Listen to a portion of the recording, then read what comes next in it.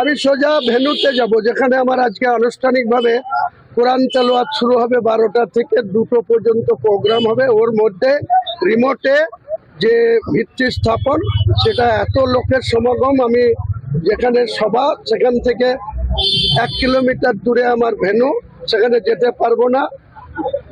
অনলাইনে রিমোটের মধ্যে